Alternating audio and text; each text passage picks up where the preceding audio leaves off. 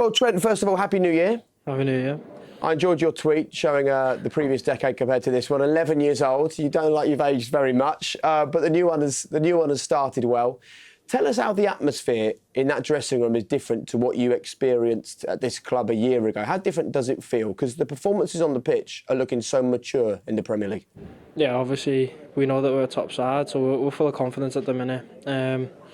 20 games in, getting 19 wins and a draw, you can't really complain. But you know, there's a long way to go, and I'd probably say that we're just learning each game to control the game. You've seen today we've made unbelievable amounts of passes and controlled the game, dominated it from start to finish, and that's a tough thing to do against a side like Sheffield. You know, basically went the whole of the last calendar year without going to somewhere and getting beat. So it was a tough game for us, and we've dominated it from start to finish, like I said, and we're proud of the way we've played. Trent, Michael Owen, I've been watching you for the last couple of days, some of your clips, and I think I've come to the conclusion that vision, accuracy of pass, decision-making, all those in possession are just second to none at the moment in the world of football. Where do you feel now you can improve your game just to take it onto the next level, if there is another level? I'd say obviously all elements, if I'm honest. I think you got to keep pushing, you got to keep getting better. I think there's no set amount of clean sheets that you can get. There's no set amount of assist goals that you can get that'll be good enough. Really, you got to keep pushing to your limits and make sure that you're the best version of yourself that you can be. So it's more not personal and individual for me. It's more, how can the team improve? What can I do to help improve the team? And that's the most important thing at the end of the day, is getting more wins, and the 3 points is all that matters. So if that means that I have a bad game, then that's what it is. I'll still be happy with the 3 points, and the other things come along with it. The first and foremost, got to get the clean sheets, create a solid foundation for the attackers to go and get the goals, and we're doing that at the minute. I think that's 5 in a row in the Prem, and I think we've bonded as a back four again. Like the start of last season, we've got into a rhythm of getting clean sheets, and that's only positive for us. So we'll keep using that as a foundation, and then whatever comes after that is an added bonus. Hiya, Trent, it's Rio. Just quickly, you know your partner in crime, Robertson, on the other side of the pitch. Are you using each other as kind of a yardstick? Is there an in-house rivalry in terms of who gets the most assists, who creates the most chances?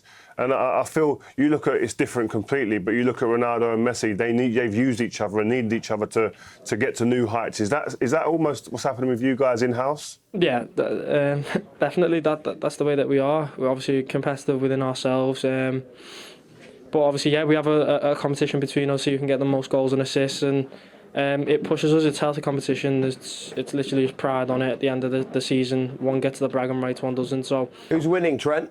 me. But he's What are the numbers? I'm sure you know them. Go on. I don't know. I think I'm in and around 10, 11. He's 7, 8. Oh, he's miles behind, isn't he? Nah, not miles.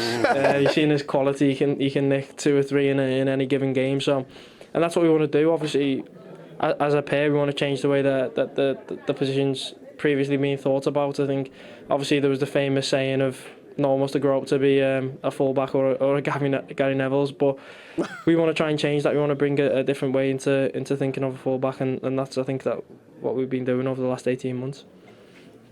I'm sure you're, playing as a fullback, as you say, you've changed that thought process at the minute, I think, but I'm sure you'll be appreciative of all the players around you. Certainly, we've just been talking with Rio before about centre-halves and how if they can mark 1v1, it gives you so much more confidence to go forward.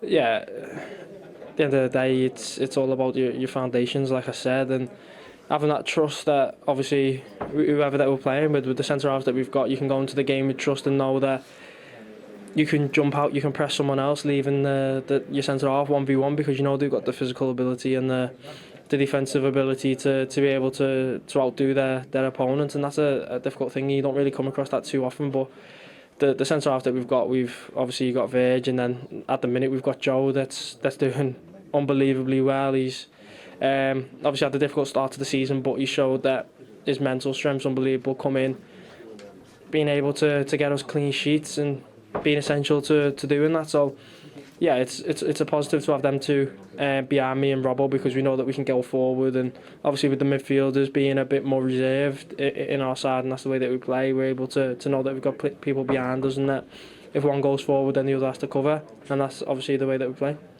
Hi Trent, Michael Brown. It's been really good watching how good this Liverpool team have developed, but what we all want to know is, in that dressing room, are they talking about the Premier League title? You've got such a lead now, it's got to be happening.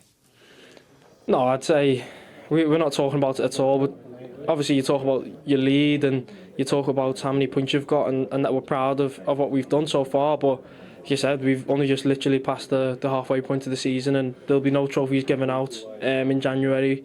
We've got to wait till whenever that happens, but we're in a solid position. We'd rather be in our position than anyone else's, and we understand that and know that there's people that are hoping that we slip up, and obviously that's the way that it is. But for us, we need to focus on ourselves and know that we need to keep getting the 3 points. Obviously it's a bit repetitive and you probably hear it a lot, but yeah, we're just taking a game at a time, and that's the most important thing to do. What about your friends and family, though? You've grown up down the road, you're a Liverpool lad. Come on, I'm sure they're talking to you about the title all the time. You're telling them to just be quiet, right? No, obviously you have your people around you that get excited, but at the same time, they know we were in this situation last season in a title race, so we know what it's like. That's probably what's helped us. The fans understand what it's like. They know that we can't get too excited too early because anything can happen.